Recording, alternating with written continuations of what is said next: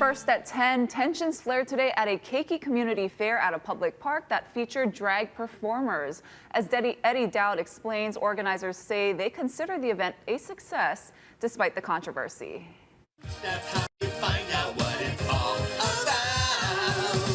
Get into a book, here, come take a look at the words that you see. Organizers for this event tell me the focus was on food distribution and offering services to the community's most vulnerable. But protesters tell me when they found out it included drag performers reading to children, they say it crossed the line and wanted to show up today to make their voices heard. HPD presence was heavy to respond to clashes like this one between supporters and opponents of the event.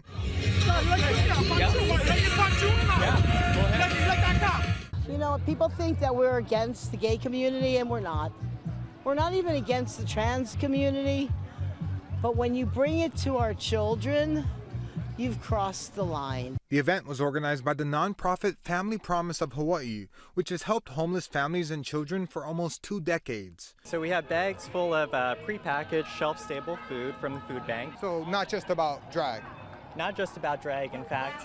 The fair's primary goal, of course, is to provide free resources and services to families who need it in the community. On Saturday, supporters formed a line in front of the event at A'ala Park to block the protesters who held signs like "Protect Our Keiki" and "Jesus Saves from the Wrath of God." Crab, but you know how grumpy he can get.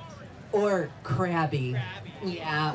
Drag is an art form, and it takes many forms, and it can totally be family friendly.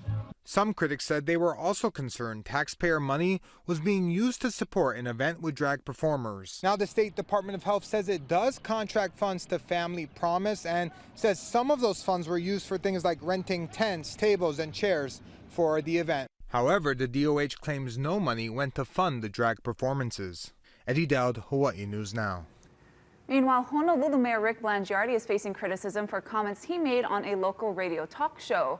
On the Rick Hamada program earlier this week, a listener asked the mayor about his thoughts of having drag queens at community events. Seeing that, what's going on now, the drag story time thing imposing on young kids, it just seems to me young kids are just, they're precisely that. They're so unaware and evolving in the world, and just seems to be an adult orchestrated thing. This seems like somebody is trying to prove a point, and we've gone over a line.